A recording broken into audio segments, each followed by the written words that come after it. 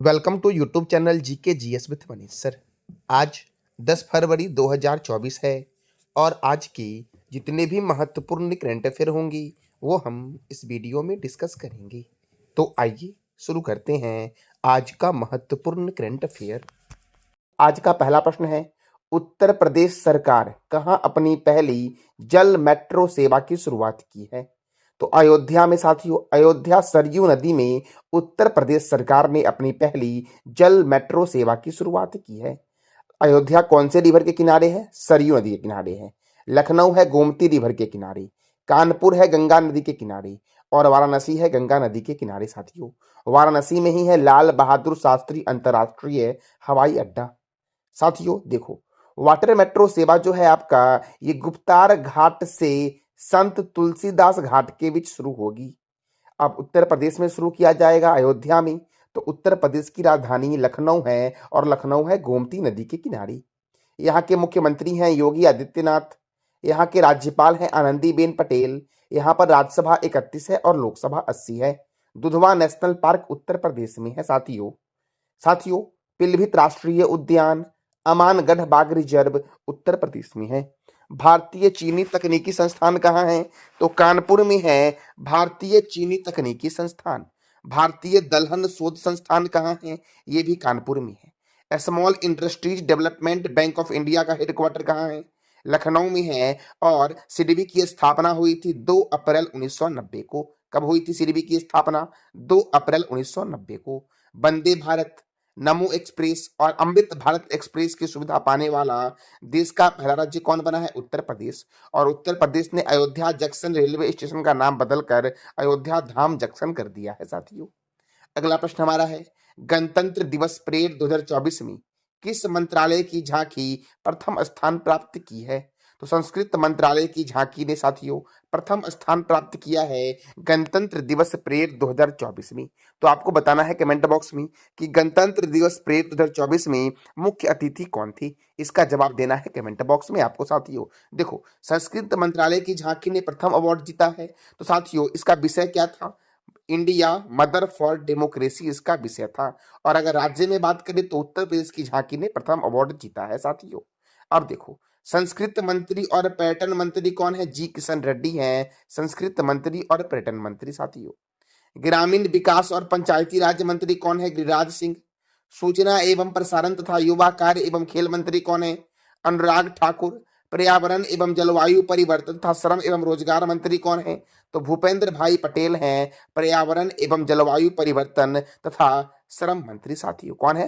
भूपेंद्र यादव साथियों। कौन है? भूपेंद्र यादव या भूपेंद्र भाई साथियों, ये हैं, ये मंत्रालय इनके पास है। नवीन एवं नवीनकरणीय ऊर्जा मंत्री कौन है? राजकुमार सिंह। जल शक्ति मंत्री कौन है? गजेंद्र सिंह शेखावत। रेल मंत्री, संचार मंत्री तथा इलेक्ट्रॉनिक्स सूचना प्रौद्योगिकी मंत्री कौन है? अश्वनी वैष्णव हैं। इस्पात मंत्री कौन है? ज्योतिरादित्य सिंधिया हैं साथियों, इस्पात मंत्री। सड़क परिवहन और राजमार्ग मंत्री कौन है? नितिन जयराम गडकरी। कृषि एवं किसान कल्याण मंत्री कौन है? नरेंद्र सिंह तोमर। वित्त मंत्री कौन है? निर्मला सीतारमन। विदेश मंत्री कौन है? सुब्रमण्यम जयशंकर। पशुपालन, डेयरी और मत्स्य पालन मंत्री कौन है? तो पुरुषोत्तम रूपाला हैं पशुपालन, डेयरी और मत्स्य पालन मंत्री। साथियों वित्त मंत्री निर्मला सीतारमन इस बार 6ठी बार बजट पेश करेगी। तो साथियों कौन से ऐसे वित्त मंत्री थे जिन्होंने सर्वाधिक बार बजट पेश किए थे, ये बताना है कमेंट बॉक्स में आपको। महिला एवं बाल विकास तथा अल्पसंख्यक कार्य मंत्री कौन है? स्मृति ईरानी। कानून एवं न्याय मंत्री कौन है? अर्जुन राम मेघवाल। पृथ्वी विज्ञान मंत्रालय किनके पास है? किरण रिजिजू के पास है। रक्षा मंत्री कौन है? राजनाथ सिंह है साथियों, रक्षा मंत्री।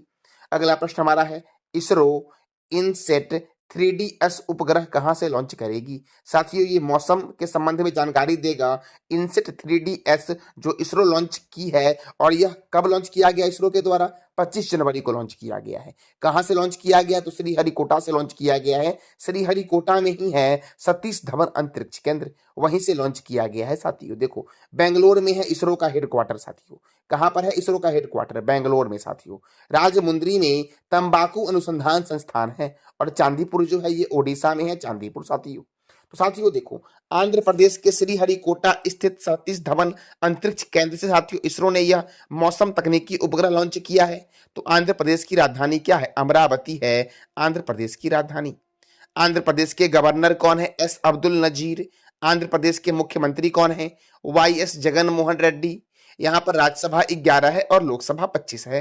भाषा के आधार पर गठित होने वाला भारत का पहला राज्य आंध्र प्रदेश है। श्री वेंकटेश्वर राष्ट्रीय उद्यान कहाँ है? आंध्र प्रदेश में है। पुलिकट लेक वन्यजीव अभ्यारण्य आंध्र प्रदेश में है। नागार्जुन श्रीशल्म वन्यजीव अभ्यारण्य जो है ये कहां पर है? आंध्र प्रदेश में है, जो क्षेत्रफल की दृष्टि से सबसे बड़ा बाघ रिजर्व है। पापीकोडा राष्ट्रीय उद्यान आंध्र प्रदेश में है। दक्षिण मध्य रेलवे का हेडक्वार्टर सिकंदराबाद में है। दक्षिण तटीय रेलवे का हेडक्वार्टर कहाँ है? तो विशाखापट्टनम में है दक्षिण तटीय रेलवे का हेडक्वार्टर। केंद्रीय तंबाकू अनुसंधान संस्थान कहाँ है? राजमुंद्री में। कोलेरू झील आंध्र प्रदेश में स्थित है और कोलेरू झील गोदावरी और कृष्णा नदी के डेल्टा पर स्थित है।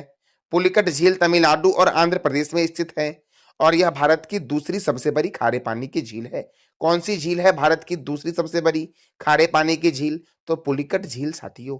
साथियों, भारत की सबसे बड़ी खारे पानी की झील कौन सी है? तो चिल्का झील ओडिशा में है। मीठे पानी की सबसे बड़ी झील कौन सी है भारत की? ये बताना है कमेंट बॉक्स में आपको। भारत का सबसे गहरा बंदरगाह विशाखापट्टनम है। एशिया की अंडों की टोकरी आंध्र प्रदेश को कहा गया है साथियों। एशिया की अंडों की टोकरी। अगला प्रश्न हमारा है, पौंडीचेरी के नए मुख्य सचिव कौन बने हैं?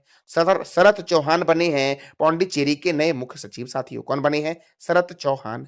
अगला प्रश्न हमारा है, हाल ही में कतर ने किस देश के साथ 15 सालों की गैस आपूर्ति पर समझौता किया है? तो बांग्लादेश के साथ कतर ने 15 सालों की गैस आपूर्ति पर समझौता किया है साथियों।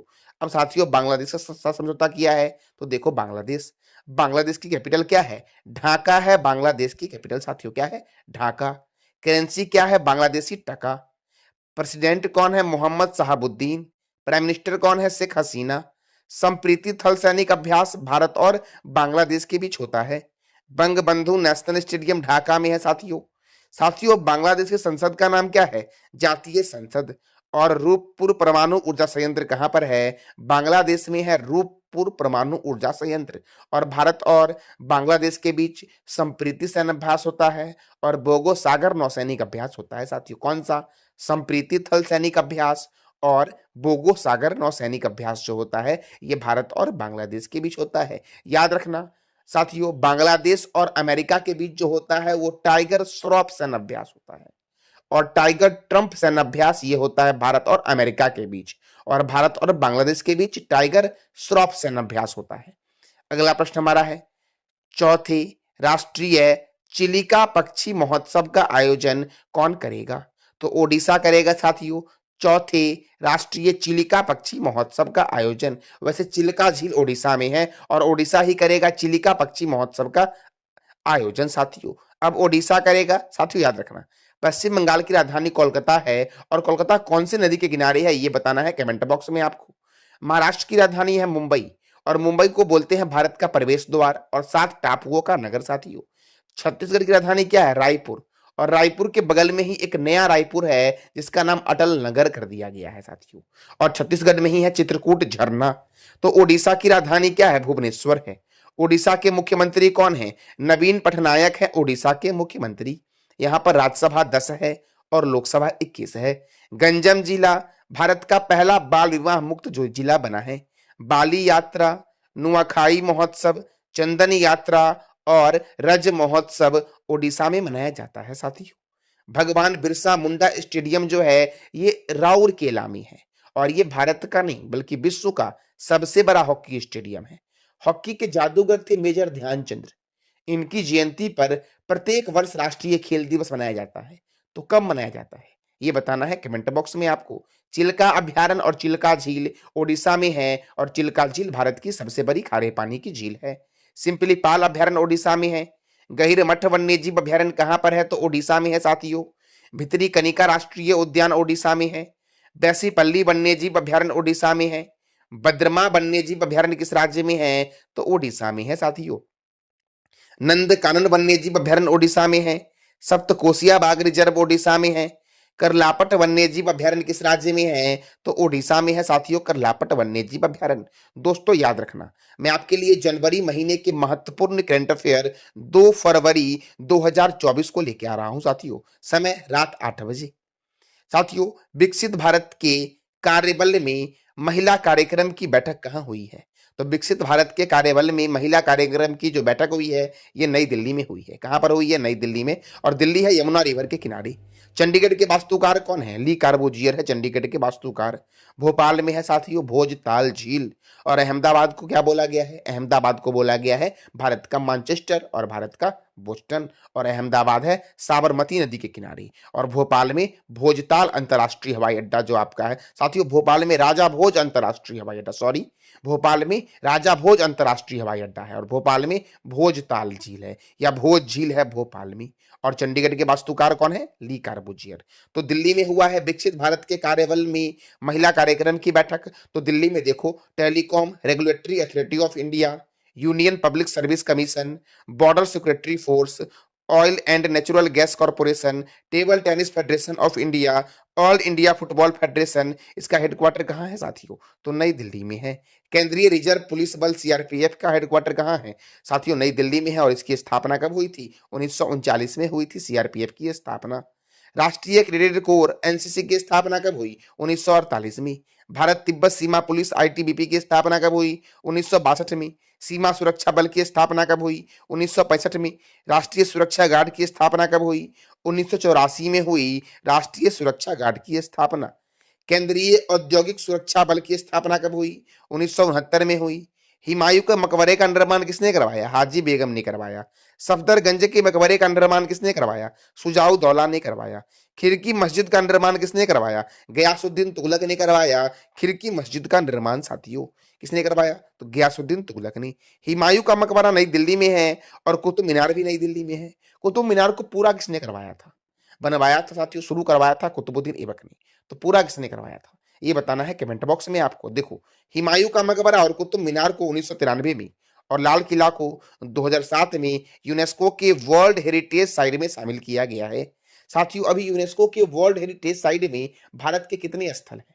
ये बताना है कमेंट बॉक्स में आपको साथियों।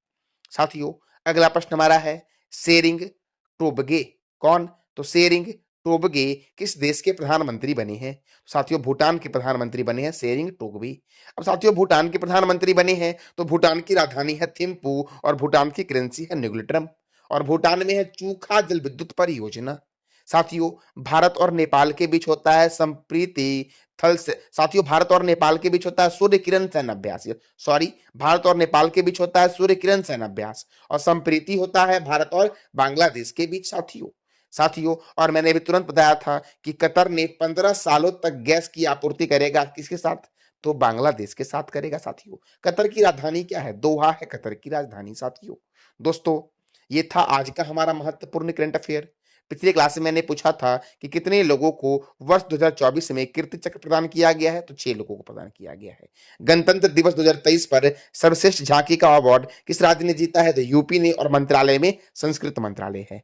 साथियों पद्म पुरस्कार 2024 कितने व्यक्ति को मरणोपरांत दिया गया है? 9 व्यक्ति को दिया गया है मरणोपरांत पद्म पुरस्कार 2024 साथियों। आज का आपका 3 प्रश्न है जिसका जवाब देना है कमेंट बॉक्स में। सीबीआई के निर्देशक कौन है? विश्व का एकमात्र तैरता हुआ राष्ट्रीय पार्क का नाम क्या है और ये कहां पर है ये भी बताना है। और तीसरा प्रश्न आपसे है मैन बुकर पुरस्कार 2023 किसे दिया गया है? तो इस तीनों प्रश्न का जवाब देना है कमेंट बॉक्स में आपको। ये था आज का हमारा महत्वपूर्ण करंट अफेयर। जानकारी अच्छी लगी तो चैनल को लाइक करें, शेयर करें और सब्सक्राइब करें। साथ साथ बेल आइकन को भी दबा दें ताकि आपको डेली अपडेट मिल सके। धन्यवाद।